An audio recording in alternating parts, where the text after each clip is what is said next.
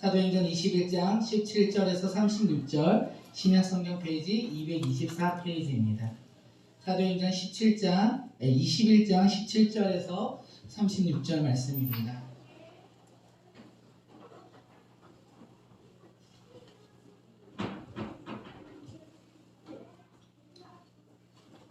다 찾으신 것을 알고 서로 교독하도록 하겠습니다. 예루살렘에 이르니 형제들이 우리를 기꺼이 영접하거늘 그 이튿날 바울이 우리와 함께 야고보에게로 돌아가니 장로들도 다 있더라. 바울이 무난하고 하나님이 자기의 사역으로 말미암아 이방 가운데서 하신 일을 낱낱이 말하니 그들이 듣고 하나님께 영광을 돌리고 바울더러 이르되 형제여 그대로 보는 바에 그들 중에 믿는 자 수만 명이 있으니 다 율법의 열성을 가진 자라. 너가 이방에 있는 모든 유대인을 가르치되 모세를 배반하고 아들들에게 할례를 행하지 말고 또 간섭을 지키지 말라 한다 함을 그들이 들었도다. 그러면 어찌할꼬 불일피령 그대가 온 것을 들으니 그들을 데리고 함께 결례를 행하고 그들을 위하여 비용을 내어 머리를 깎게 하라. 그러면 모든 사람이 그대에 대하여 들은 것이 사실이 아니고 그대도 율법을 지켜 행하는 줄을 알 것이라.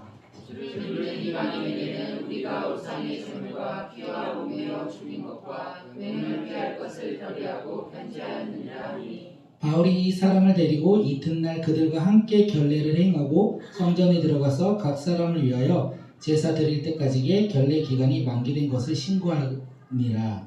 그 일회가 거의 전에 아시아로부터 온 유대인들이 성전에서 바울을 보고 모든 무리를 충동하여 그를 붙들고 외치되 이스라엘 사람들아 도우라. 이 사람은 각처에서 우리 백성과 율법과 이곳을 비방하여 모든 사람을 가르치는 그자인데 또 헬라인을 데리고 성전에 들어가서 이 거룩한 곳을 더럽혔다 하니 이는 그들이 전에 에베소 사람 드로비로가 바울과 함께 시내에 있음을 보고 바울이 그를 성전에 들이고 돌아가는 줄로 생각하니라. 온 성이 소동하여 백성이 달려와 모여 바울을 잡아 성전 밖으로 끌고 나가니 문들이 곧 닫히더라. 그들이 그를 죽이려 할 때에 온 예루살렘이 요란하다는 소문이 무대의 참부장에게 들리네. 그가 급히 군인들과 백부장들을 거느리고 달려 내려가니 그들이 천부장과 군인들을 보고 바울 치기를 그치니라.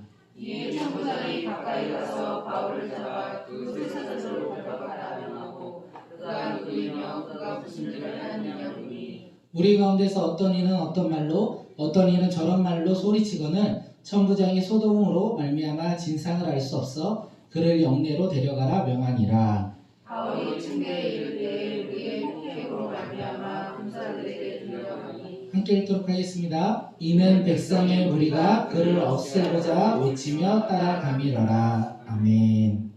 오늘 이 긴 본문 우리가 함께 나누려고 합니다. 우리가 이 긴 본문 가운데 우리가 깨달을 수 있는 것이 무엇이냐면 사도 바울이 하나님께서 예언하신 대로 결박과 핍박이 예루살렘에서 임하였다는 것입니다.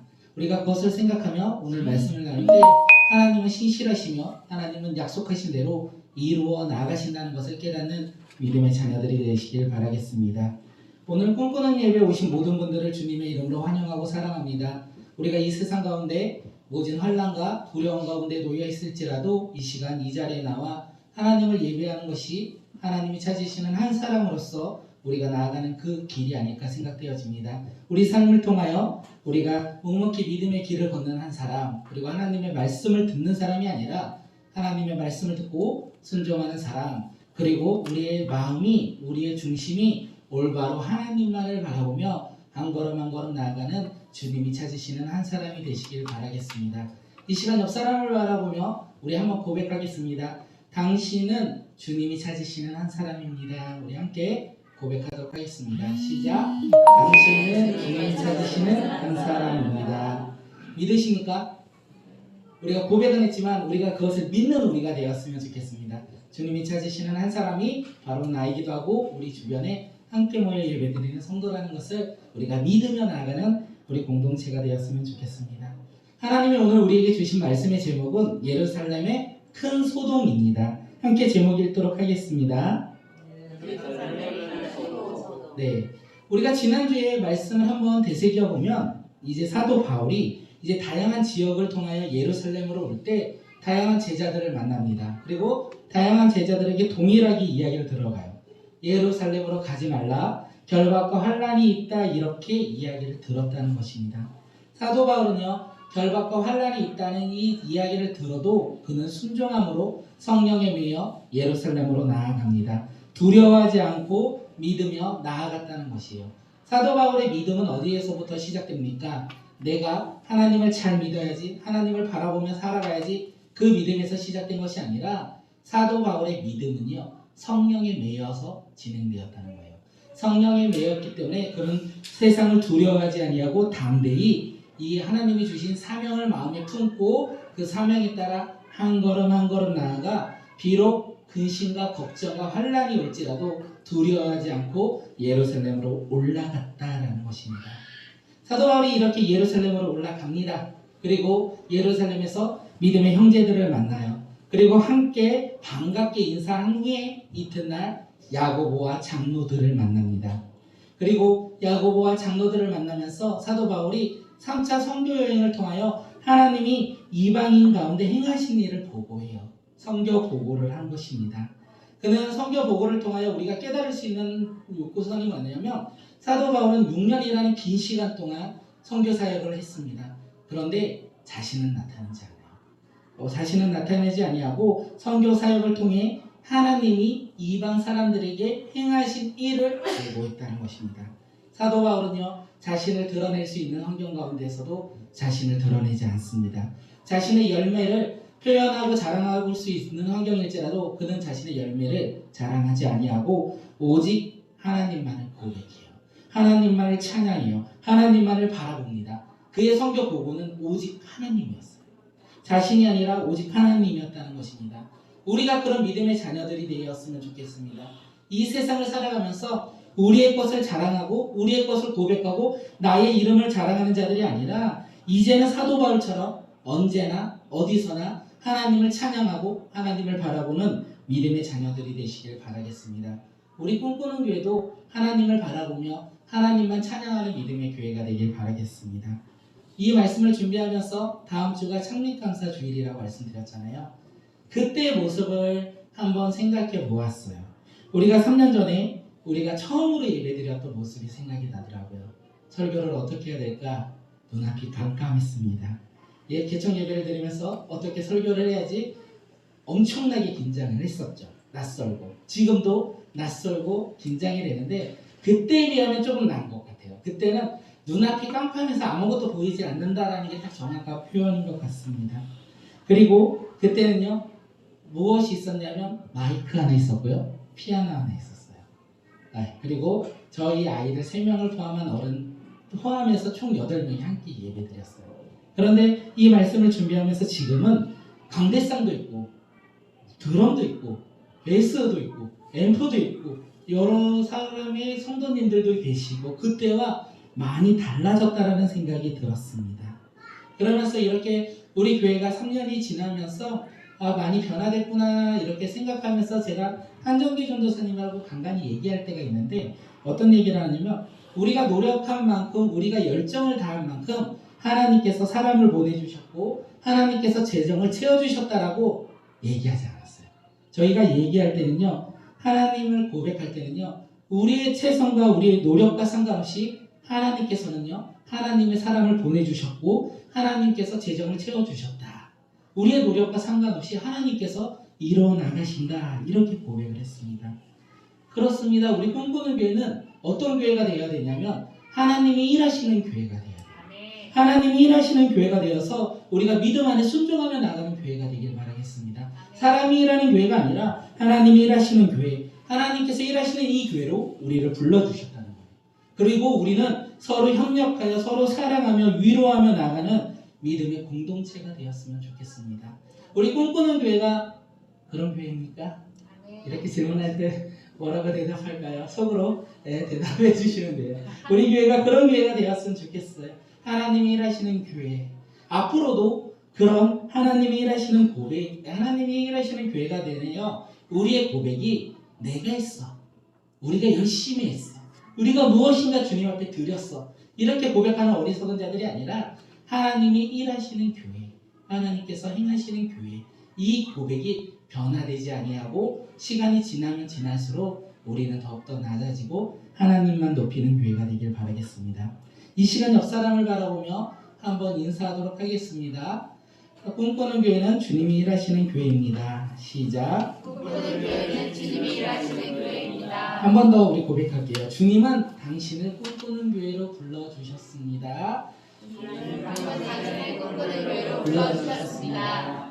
네, 꿈꾸는 교회는 주님이 일하시고 주님의 일하심으로 우리가 함께 모여 예배드리며 나아갑니다.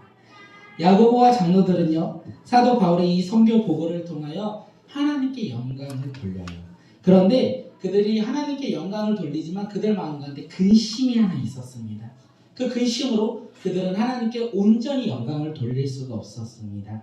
함께 사도행전 21장 20절 우리 하반절 함께 읽도록 하겠습니다. 시작. 형제자와 그대도 보는 바에 이들이 주의 믿는 자 수만 명이 있으니 다 율법의 열성을 가지더라. 야고보와 장로들은 먼저 무엇이라고 얘기하냐면 유대인 중에 믿는 자가 수만 명이 있으니 다 율법의 열심이더라 이렇게 이야기합니다. 지금 예루살렘 교회는요, 이 예루살렘 교회에서 복음으로 말미암아 지금 부흥을 맛봤는데 사실 환경은 그렇게 좋은 것 같지는 않아요. 교회의 시대적인 환경을 바라봤을 때 핍박과 환란이 가득한 그 시대에 하나님께서 은혜 주시고 많은 사람들을 불러주셨고 인도해 주셨다는 것입니다. 그래서 예루살렘 교회에 지금 유대인들이 이렇게 회심하는 놀라운 역사들이 일어났어요. 그런데 문제는 이 부흥의 역사가 중요한 게 아니라 그 이유가 중요한 것 같아요. 다 율법의 열심을 가진 다라. 야고보와 장로들은 이렇게 얘기해요. 그들이 율법의 열성을 가졌다. 그들이 열심히 율법을 지키며 행했더라.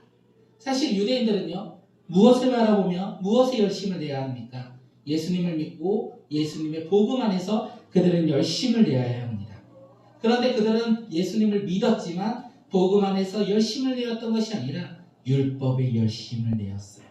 아직까지 유대의 전통을 따랐고 모세의 율법을 그들은 신앙생활 가운데 나아갔다는 거예요. 하나님께서 그것을 바라보며 그들의 앞에 나아갈 때 이제 누구죠? 우리 바울을 바라보며 그 기준으로 바울을 바라보기 시작했다는 것입니다. 그리고 그들은 바울에 대해서 한 가지 오해를 하고 있어요. 잘못된 정보를 갖고 있다는 거예요. 함께 사도행전 21장 21절 우리 함께 읽도록 하겠습니다. 시작. 내가 이 땅에 있는 모든 유대인을 가르치되 그것을 배반하고 아들들에게 할례를 행하지 말고 또 간섭을 지키지 말라 한다함을 그들이 들었도다. 이 율법이 열심히 있는 사람들이 들었던 내용은 좀 오해의 소지가 있는 것들을 많이 들었던 것 같아요. 바울이 모세를 배반했다. 이방에 있는 유대인들의 아들들에게 할례를 금하였다. 유대인들의 간섭을 지키지 말라고 가르쳤다. 이렇게 오해하고 있었다는 것입니다. 유대인들에게 있어서 할례는요, 너무나 소중한 것이었습니다. 유대인들에게 있어서 할례는 하나님의 선택받은 백성으로서 그들이 해야 할 순종의 당연한 모습이었어요.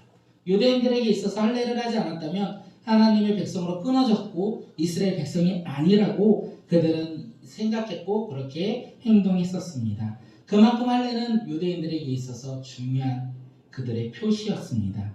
그리고 그 유대인들의 할례를 사도 바울이 이방 땅에 가서 하지 말라, 금하였다 이렇게 이야기하고 있는 거예요. 그런데 사도 바울은요, 할례를요 행위했다는 거예요. 할례를 금하는 사람이 아니라 할례를 하라고 얘기한 사람이었어요. 그의 믿음의 아들 디모데 혹시 아십니까? 그의 믿음의 아들 디모데에게 그는 할례를 행했다라는 거예요. 믿음의 아들인 디모데에게 할례를 행하였더라. 그러면 모세가 할례를 금할 때가 있었던데 그때가 언제냐면 할례를 해야만 구원을 받는다. 할례를 행해야만 구원받는 하나님의 백성이 된다라고 유대인들이 말할 때는 가감하게 할례를 하지 말아라. 할례가 구원의 조건이 아니다. 이렇게 가르쳤다는 것입니다. 또한 그는 율법을 가르쳤어요. 율법을 범하지 아니하고 그는 율법을 가르쳤어요. 누구를 가르쳤냐면 율법의 완성이신 예수 그리스도를 증거하며 가르쳤다는 것입니다. 율법에 얽매여 살아가는 자들이 아니라 율법의 교양을 지키며 살아가는 자들이 아니라 율법의 완성자이신 예수님을 믿으며 살아가는 것을 사도 바울이 이방 사람들에게 가르쳤다는 것입니다. 이렇게 사도 바울이 그들에게 가르쳤는데 지금 유대인에 있는 열심히 있는 율법에 열심히 있는 자들이 지금 사도 바울을 오해하고 있어요. 그 오해로 인하여 지금 야고보와 장로들이요 근심하고 있다는 거예요. 이 이야기가 이해가 되십니까? 야고보와 장로들이 근심하고 있는데 하나님의 행하심으로 말미암아 기뻐해야 할 그들이 지금 유대인들의 이 오해의 이야기를 듣고 야고보와 장로들은 근심하고 있더라. 하나님을 바라보지 못하고 있더라 라고 되어 있습니다. 이 이야기가 다시 한번 돌아보면 예루살렘 초대교회의 모습을 보면 됩니다. 예루살렘 초대교회는요 사도들이요 누구에게 앞에서나 하나님의 복음을 증거했어요. 그들은 언제나 사도들은 복음을 증거했습니다. 아무리 핍박을 받을지라도 그들은 담대하게 복음을 증거했어요. 복음을 전하다가 베드로는요 감옥에 갇히는 신세가 되었습니다. 그리고 사내들인 공회가 열렸는데 그곳에서 종교 지도자들에게 복음을 전했습니다. 두려워하지 않고 그는 복음을 전했어요. 사도들이 이렇게 복음을 담대하게 전할 수 있었던 이유가 뭔지 아십니까?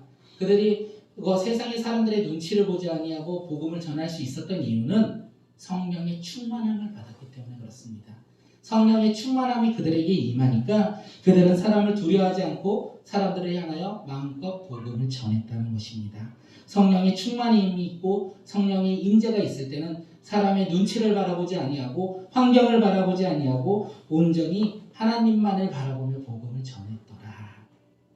자신을 지금 잡아 죽이고자 하는 이 유대 종교 지도자들을 바라보며 사도 바울이 사내들인 공회에서 시퍼렇게 나를 쳐다보는 그들을 향하여 담대하게 복음을 전했다는 것입니다. 두려워하지 않고. 그 이유가 무엇이냐면 성령의 충만함이 있었기 때문에 그렇습니다. 그런데 지금 예루살렘 교회는요 변화되었어요. 그 변화되어서 지금 사도 바울이 선교 보고를 들으면서 하나님께 영광을 돌리고 있지만 사람들의 시선을 바라보고 사람들의 모습을 바라보며 그들은 그 사람들의 눈치를 보고 근심하고 있었다는 것입니다. 야고보와 장로들은요 하나님을 두려워해야 했지만 그들은 하나님을 두려워했지만 그것보다도 사람들을 두려워했고 사람들의 시선을 바라보았다는 것입니다. 다시 말해서 지금 야고보와 장로들에게는 성령의 충만함이 사라졌다는 거예요. 성령의 임재가 사라졌다는 거예요. 그래서 담대하게 복음을 전하지 못하였고 사람들을 바라보았다는 것입니다. 사랑하는 성도님들, 이것을 우리 삶에 적용하는 것도 우리의 모습인 것 같습니다. 오늘 우리는 어떻게 살아가고 계십니까? 우리가 처음 예수님을 믿을 때 내가 예수님을 만날 때 너무 좋았어요. 너무 행복했어요. 그래서 이 사람 저 사람 만나는 사람마다 담대하게 복음을 전했어요. 내가 예수를 잘 알지도 못하는데 말씀을 잘 알지도 못하는데 예수님이 나를 만나주시고 예수님의 그 놀라운 사랑을 내가 경험하니까 담대하게 믿음으로 선포한 거예요. 그런데 시간이 지난 후에 우리의 모습은 어떻습니까? 사람들의 눈치와 환경을 바라보며 우리는 복음을 증거하지 못하고 있고 어찌 보면 신앙이 뒤로 후퇴하고 있는 것은 아닙니까? 다른 사람들의 눈치를 보면서 우리의 믿음을 숨기고 있는 것이 우리의 모습 아닙니까? 야고보와 장로들이 그렇게 나아갔다는 거예요. 그렇다면 우리도 그렇게 나아갔다면 오늘 이 시간 변화가 일어났으면 좋겠습니다. 오늘 이 시간 우리 삶 가운데 담대히 복음을 전하는 믿음의 자녀들이 되길 바라겠습니다. 우리가 이 시간 변화될 수 있는 이유 단 하나밖에 없어요. 성령의 임재가 있고 성령의 충만함이 있다면 우리는 변화되어 우리의 야성, 거룩한 야성이라고 하는데 우리의 야성을 회복되지 않을까 생각되어집니다. 그렇게 회복된다면 우리는 누구를 만나든지 내가 어디에 있든지 내가 무엇을 하든지 우리는 담대하게 복음을 증거하며 전하며 나아가는 공동체가 되지 않을까 생각되어집니다. 그런데 쉽지 않은 것 같아요. 코로나19를 살아가는 우리에게 있어서 이 거룩한 야성이 사실 어찌 보면 사도 바울이 당하는 핍박과 환난처 우리 삶 가운데 기다리고 있는 것은 아닐까 생각되어집니다. 주님을 바라보며 주님을 고백하며 살아갈 때 우리가 그렇게 나의 삶에서 고백한다면 사실 기다리고 있는 것이 핍박과 환난이 아닐까 생각되어집니다.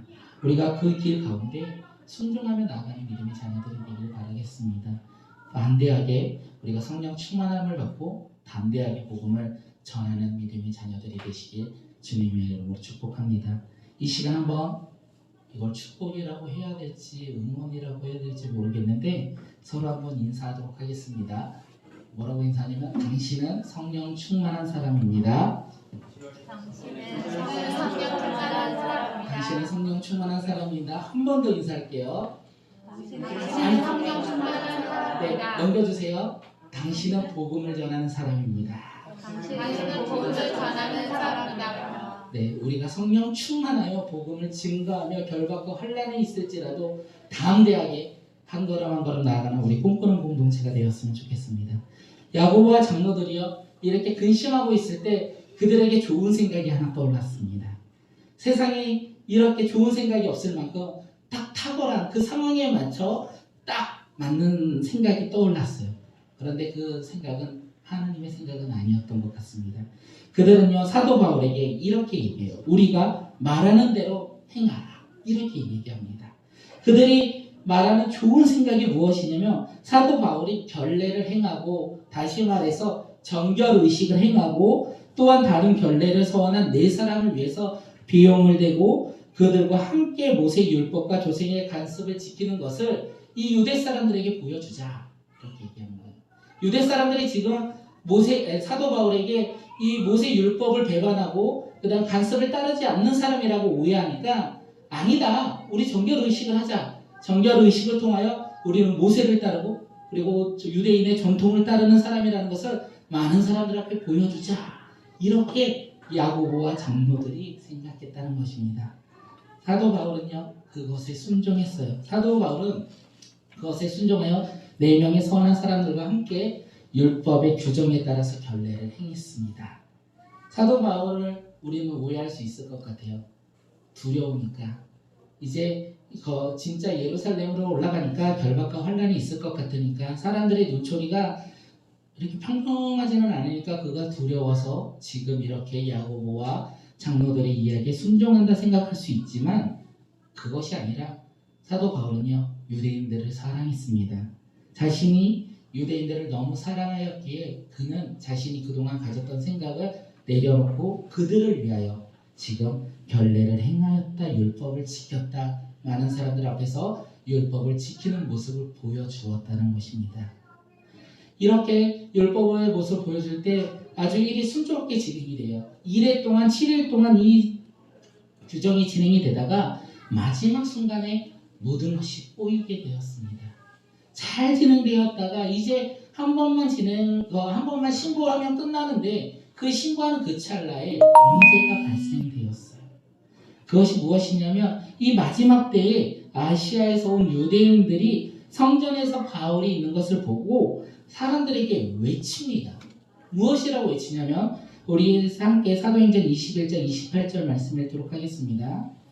시작. 이스라엘 사람들아 도우라. 이 사람은 각처에서 우리 백성과 율법과 이곳을 부정하며 모든 사람을 가르치는 부자인데 또 하나님을 데리고 성전에 들어가서 이 거룩한 곳을 더럽혔다 하니. 아시아에서 온 유대인들이요 이제 이 사람들을 향하여 사도 바울을 보고 사람들을 향하여 외쳤어요. 우리를 도우라.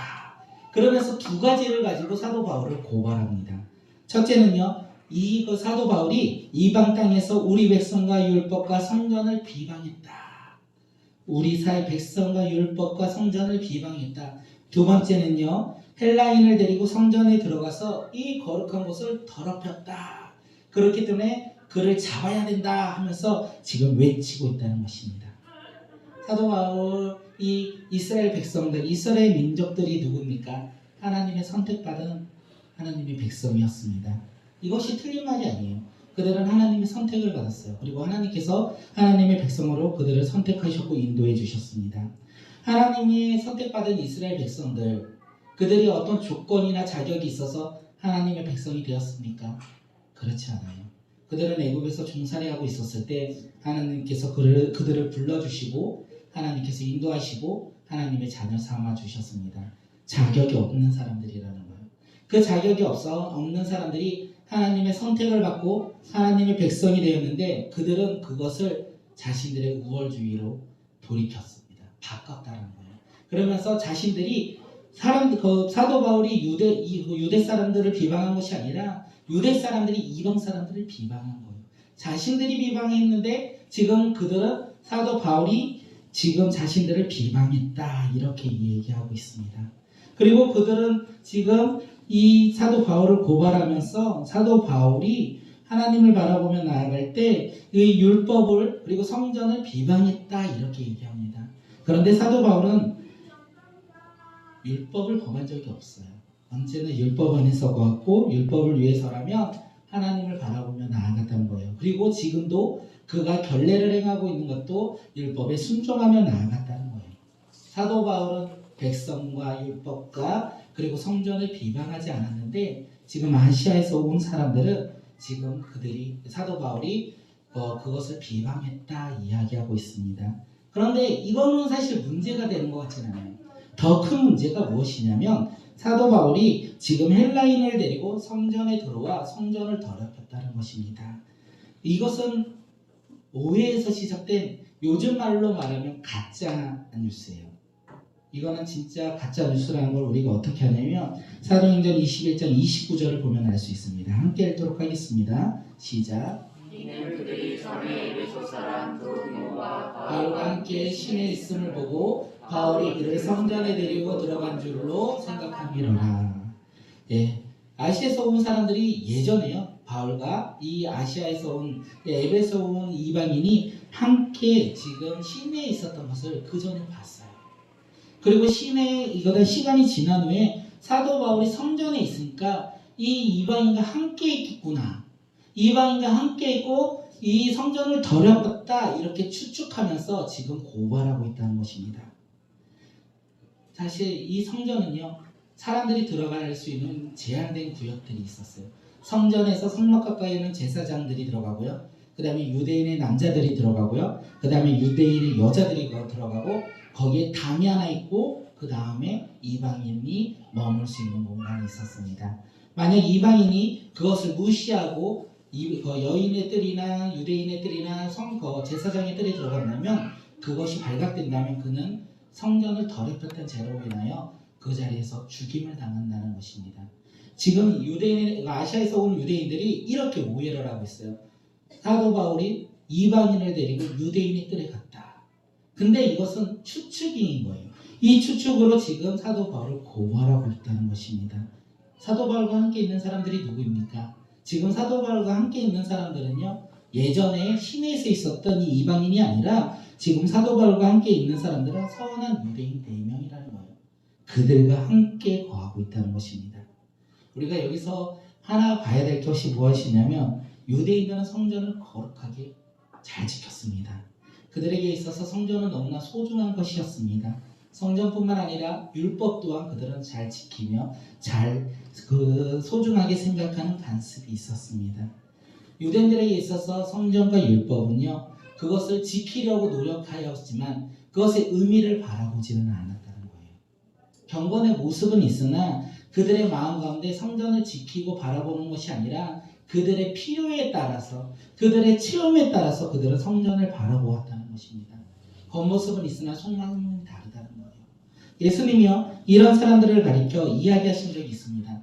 우리 함께 마태복음 23장 25절 말씀 읽도록 하겠습니다. 시작. 이스라엘 준저 외식하는 서기관들과 바리새인들이여 잔과 대접의 겉은 깨끗이 하되 그 안에는 탐욕과 방탕으로 가득하게 하는도다. 겉모습은 깨끗하되 그들의 마음에는요 탐욕과 방탕이 가득하다는 것입니다. 사랑하는 성도님들, 하나님 앞에 나아갈 때 진짜 중요한 것이 무엇인지 아십니까? 겉모습이 아니라는 거예요. 하나님 앞에 나아갈 때 진짜 중요한 것은 우리의 속마음이라는 거예요.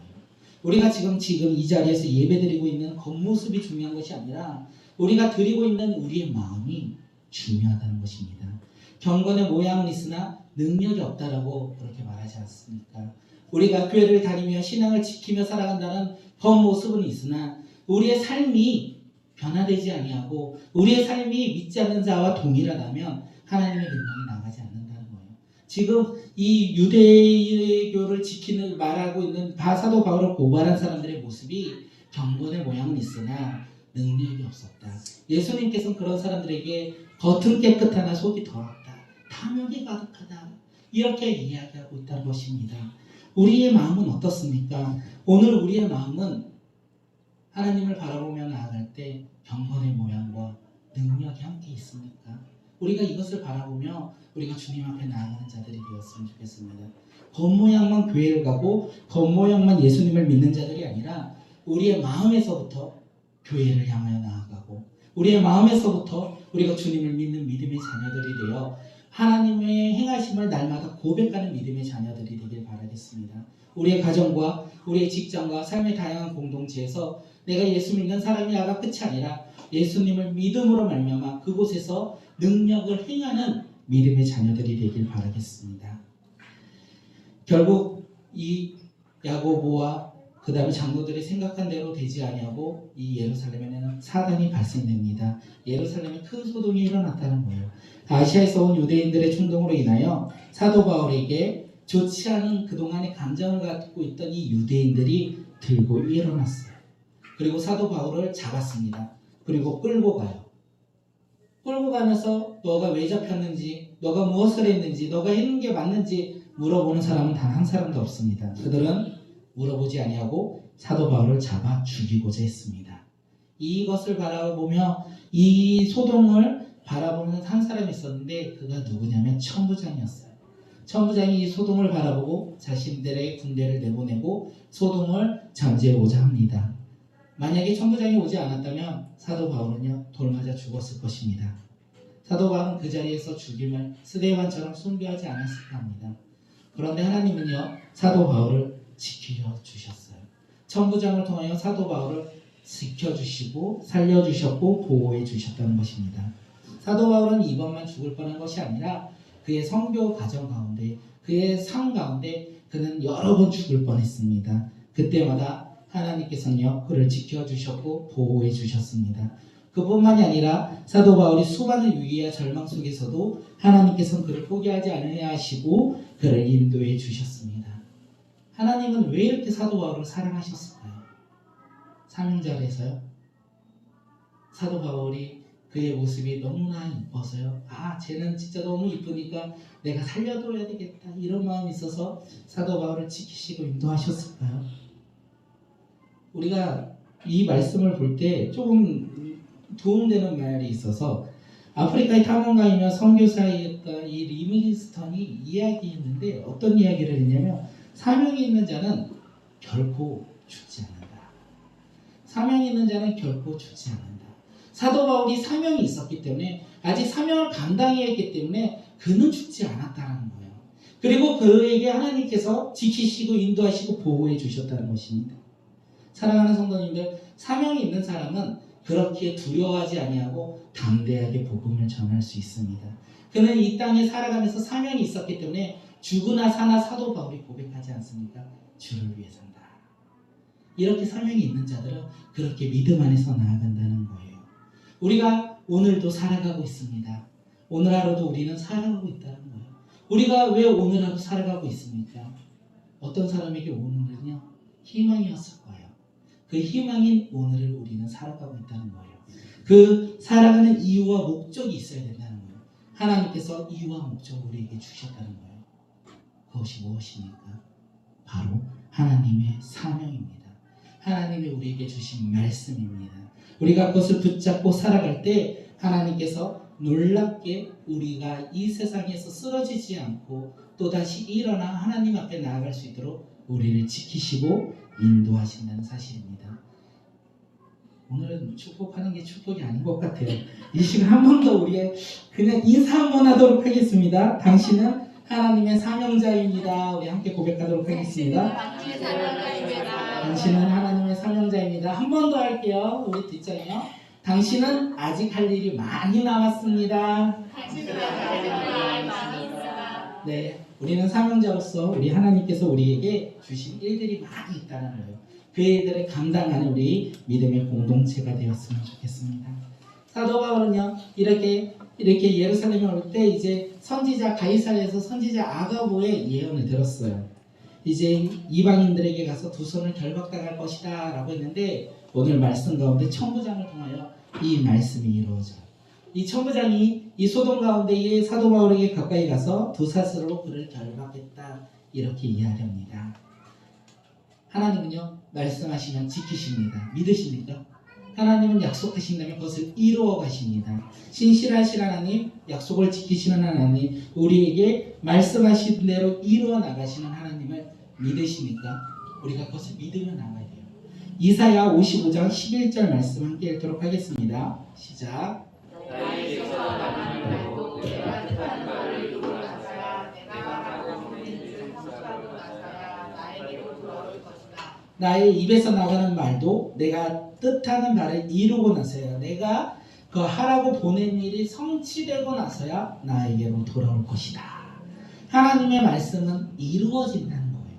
하나님의 말씀은 하나님의 때에 이루어진다는 것입니다. 그렇기 때문에 우리는 하나님의 음성에 귀를 기울이는 자들이 되었으면 좋겠습니다. 하나님이 말씀하시면 그 말씀이 이루어지기에 우리는 하나님의 음성에 귀를 기울이고 우리가 반응하는 믿음의 공동체가 되었으면 좋겠습니다. 하나님은 말씀하신 대로 이루어 가십니다. 그렇기 때문에 하나의 큰 소망이 저는 이루어진 것 같아요. 이 꿈꾸는 교회 가운데 주님께서 주신 비전과 사명이 이루어질 거라는 거예요. 우리가 이루는 것이 아니라 하나님께서 말씀하셨기 때문에 하나님께로 돌아갈 것이라는 것입니다. 우리가 그것을 믿으며 우리가 순종하며 나아가는 믿음의 자녀들이 되길 바라며 우리 삶 가운데에서도 하나님의 말씀에 들었다면 그 말씀을 붙잡고 우리가 순종하며 나아가는 믿음의 자녀들, 그때 하나님의 때에 하나님의 말씀을 이루어지고 그것을 마음껏 간증하며 살아가는 우리 꿈꾸는 공동체가 되길 바라겠습니다. 천부장은 소돔으로 이제 진상을 알아보고자 합니다. 그래서 무리들에게 물어봐요. 이렇게 물어볼 때 이 사람은 이 말을 하고 저 사람은 저 말을 해요. 모든 사람들이 지금 횡설수설하고 있어요. 다수의 사람들이 사도 바울 한 사람을 죽이고자 했지만 그들은 그들의 생각이 무엇인지 알지 못하였다는 것입니다.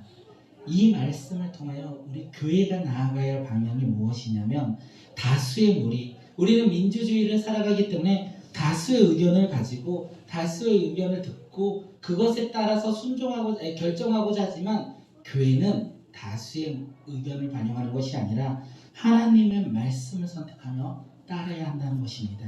우리가 다수의 의견도 중요해요. 반영해야 돼요. 그런데 그것보다 더 중요한 것은 하나님의 말씀이라는 거예요. 다수의 의견보다 하나님의 말씀에 순종하는 우리 꿈꾸는 공동체가 되었으면 좋겠습니다. 이스라엘 백성들이요 출애굽을 합니다. 출애굽을 하고 광야에서 살아가고 있을 때 그들은 하나님의 말씀에 불순종하며 돌아가고자 해요. 이스라엘 백성들의 다수 99%가 이스라엘로 돌아가자, 아니 애굽으로 돌아가자 이렇게 고백할 때요 하나님께서는요 그들을 심판하셨어요. 그리고 그들은 광야에서 죽고요 하나님의 말씀에 순종한 단 소수의 몇 사람만이 하나님의 약속의 땅으로 들어갔다는 것을 우리는 알 수 있습니다. 사랑하는 성도님들, 우리 꿈꾸는 교회는 다수의 의견을 반영하되 하나님의 말씀에 따라 순종하는 공동체가 되길 바라겠습니다. 하나님의 말씀하시면 우리가 그곳으로 나아가고 하나님의 말씀하시면 우리가 그 자리에서 멈춰서는 믿음의 공동체가 되길 바라겠습니다. 하나님을 바라보며 우리가 더욱더 민감히 반응하길 바라겠습니다. 천부장은요 왜 소동이 났는지 이제 알 수 없게 되자 사도 바울을요 데리고 군대 안으로 들어갑니다. 병영 안으로 데리고 들어가요. 그런데 무리들이 따라와요. 이스라엘 무리들, 유대인들의 무리들이 따라오며 이 사도 바울을 폭행하는 거예요. 그렇게 폭행을 하니까 군인들이 사도 바울을 들고 갈 수밖에 없는 상황 가운데 놓여 있습니다. 그러면서 많은 사람들이 뭐라고 외치는지 아십니까? 그를 죽여라. 수많은 군중들이 지금 자신들이 왜 그를 치는지 모르면서도 지금 사도 바울을 향하여 외치고 있어요. 그를 죽여라. 이 상황 낯설지 않지 않습니까? 30여 년 전에요. 예수님이요 예루살렘에 들어가셨습니다. 그리고 군중들은 무리들은 예수님을 향하여 외칩니다. 못 박혀 죽여라. 그리고 시간이 흐른 후에 사도 바울은 하나님의 사명에 따라 예루살렘으로 들어갑니다. 그리고 무리들은 변하였지만 그들은 또다시 외칩니다. 무엇이라고 외칩니까? 그를 죽여라. 이렇게 외치고 있습니다. 예수님의 제자의 길이 어떤 길입니까? 우리가 이 사도 바울의 모습을 통하여 예수님의 제자의 길을 볼 수 있습니다. 예수님의 제자의 길은요, 작은 예수가 되어서 결박과 환난 가운데 두려워하지 않고 그 길을 따라가는 믿음의 자녀들, 그 길을 도망가는 자들이 아니라 그 길에 순종하며 나아가는 자들이 바로 예수님의 제자라는 것입니다. 사도 바울은 예수님의 제자로서 그 길을 걸어가고 있습니다. 사도 바울은 예수님의 제자로서 지금 예루살렘의 온 소동 가운데 한복판에서도 두려워하지 아니하고 그는 담대히 주님의 믿는 믿음의 제자로서 나아가고 있습니다. 우리가 다다음 주에 나눌 말씀이지만 사도 바울의 간증을 한번 함께 나눌 텐데 한번 본문 말씀 읽어오셔도 은혜가 되지 않을까 생각합니다. 예수님의 제자의 길, 그것이 어떤 길인지 우리가 깨닫는 믿음의 자녀들이 되시길 바라겠습니다.